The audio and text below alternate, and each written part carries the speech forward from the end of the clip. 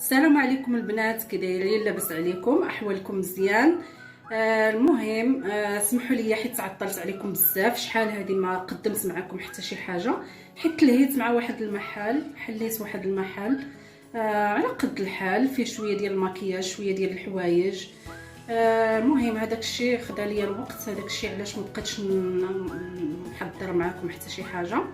واليوم ان شاء الله جيت نحضر معكم واحد الوصفه ديال السعال مجربه، يعني ما نقول لكمش عليها زعما واعره واعره واعره، حيت انا جربتها وكنت مريضه هاد السيمانه، شدتني الكحبه صعيبه النيت ودرتها والحمد لله الحمد لله وليت بخير. اذا غادي ندوز معكم لطريقه تحضير المقادير.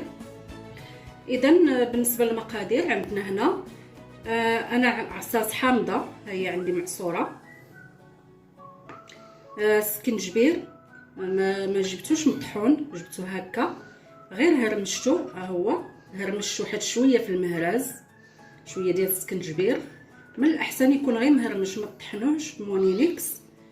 وعندي واحد شويه ديال العسل الحر والماء طايب، يكون الماء طايب، وندوزو على بركه الله.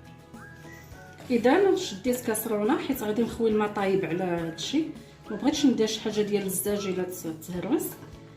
غادي ندير داك السكنجبير مهرمش،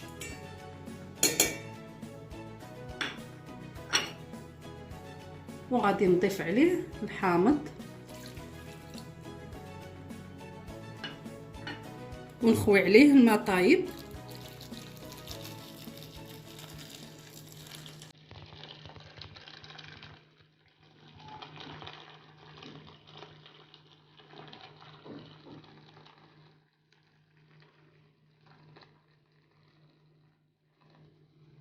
على هاد الشكل، ونغطيه نخليوه يطلق شويه، شي قسم، شي 5 ديال الدقائق، من بعد نرجع معكم. اذا بعد ما خليناه 5 ديال الدقائق حتى طلق لينا مزيان، غادي نصفيه وغادي ندير بعدا شويه ديال العسل، نضيف شويه ديال العسل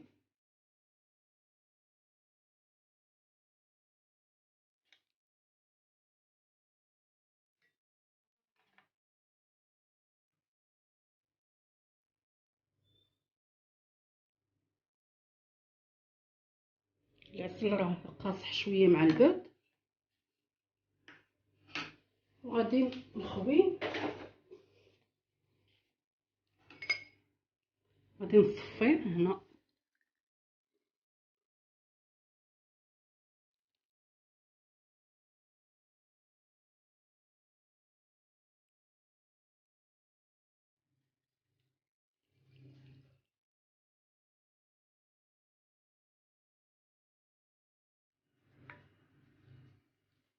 على هاد الشكل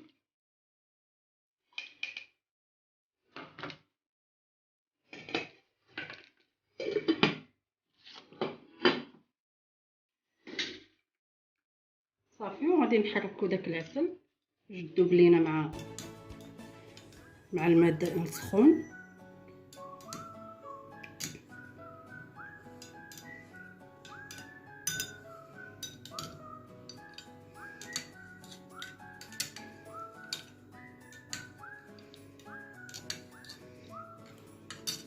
وصافي، وهذا جاهز. المهم البنات هذا هو المشروب ديالي بعد ما صفيته وضفت له شويه ديال العسل الحر. غينفعكم البنات، زوين بالنسبه للسعال، انا جربته شخصيا ونفعني، وتنتمنى تجربوه يعجبكم وخليتكم على خير. المهم البنات ديروا ابوني وفعلوا الجرس باش يوصلكم الجديد ديالي، وإلا عجبكم الفيديو ديروا لايك.